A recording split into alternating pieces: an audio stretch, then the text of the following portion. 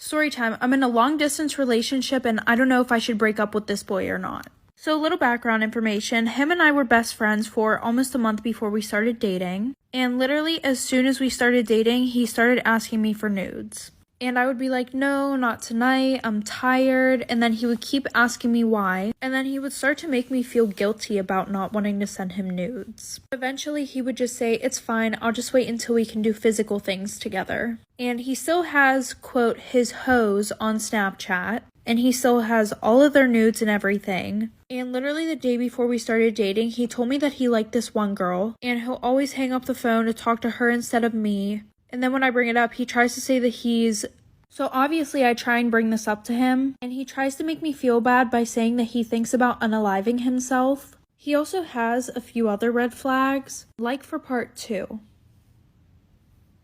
Story time. I'm in a long distance relationship with this boy and I don't know if I should break up with him or not. So like I said, he says he always thinks about unaliving himself, so obviously I feel bad for him and I just love him so much that I can't let him go, and he has a bunch of other red flags. Like he'll tell people he's 13 and other people he's 14, and he apparently didn't know his birthday. Well, fast forward, he's been texting me more, and when I told him I loved him, he left me on open, which he never does. He always says it back to me. We still haven't really been talking on the phone, but I did send him pictures. Not fully nude, but both times I sent those, he literally called me right after. But other than that, he will never call me.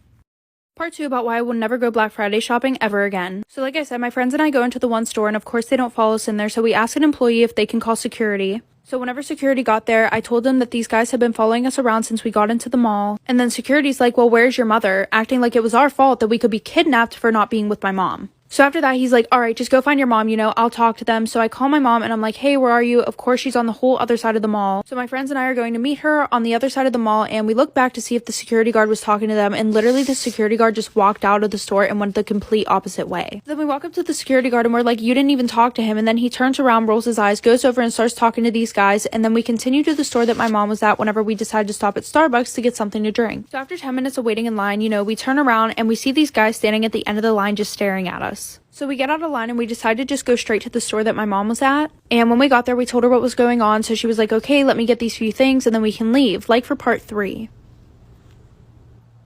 Part 3 about why I will never ever go Black Friday shopping ever again. So like I said, we got out of line and we went straight to the store that my mom was at, and she was like, okay, just let me get these few things and then we can leave. So we start walking towards the exit, and then I'm like, Mom, they're still following us. So she turns around and she realizes they're literally standing 2 feet behind us. So we decided to go into one of the stores and we asked one of the employees if they could also call the head of security. And whenever head of security got there, she literally tore them a new you-know-what. After that, my mom tries to go and point out the guys, and they're not standing there anymore. So they're like, well, what do you want us to do? And then my mom's like, well, you can walk us out to our car.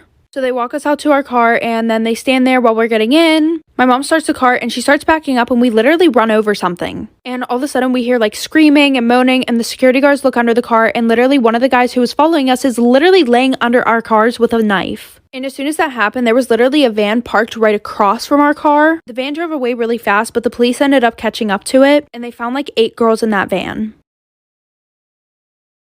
Part 2 about how my crazy ass cousin broke up my family. So like I said, my cousin Brandy talked Taylor into leaving her boyfriend and her 3 kids for her. Meanwhile, Brandy didn't even leave her wife, and she was planning on buying a house and adopting 2 out of the 3 kids that they have. But Taylor was low-key manipulated and low-key ignored every single red flag. So she did just that. She literally broke up her family for Brandy. And to this day, Brandy is still with her wife. And you would have thought that Taylor would have been like, okay, fuck this. But no, actually, instead, Taylor and Brandy decided that they were going to say that Taylor's boyfriend beat them both so he could get sent to jail and they could still do the nasty on the low. And then Brandy twisted the whole situation of what actually went on to make my family cut me, my brother, and my sister-in-law all off. So that way she didn't seem like the bad guy. And now I'm not allowed to see Brandy's daughter, who I'm really close with. Like, she literally will track her location, and if she's even near my house, she'll be grounded. Storytime about why you should stay away from guys who just got out of a long-term relationship. So a little background information. I was 14 and I was in high school.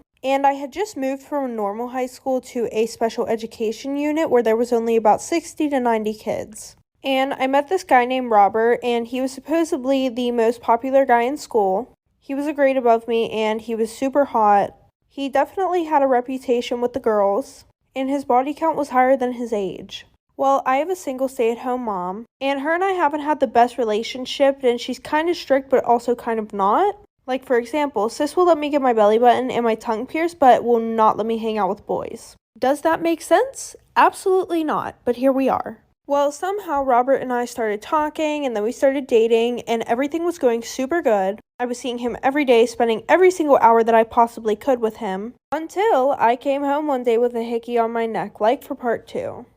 Part 2 about why you should stay away from a guy who has just gotten out of a long-term relationship. So like I said, him and I started dating, and the one day I came home with a hickey on my neck. I didn't sleep with him, but him and I were fooling around. But my mom went psychotic. She grounded me. I wasn't allowed to see or speak to Robert ever again. Which was stupid because I'm a 14-year-old girl who's in love with a boy. I'm definitely going to find a way to talk to him. So now this led to me thinking that he was going to get bored and not want to be with me anymore. So finally, 2 months later, my mom was letting up and she let me go out with my friend Lauren. But we ended up just going to Lauren's house so that way Robert could come and see me. And I think I forgot to mention a few red flags. All of my friends told me that Robert had an ex-girlfriend of 4 years that he was absolutely in love with. But that wasn't the worst one. He told me that he was never going to get over his ex and that he was always going to want to be with her. And then he asked me to be his girlfriend 2 days later. And we're going to call her Lucy. Well, I posted a few TikToks and Lucy's best friend Ellie commented on my TikToks, like for part 3.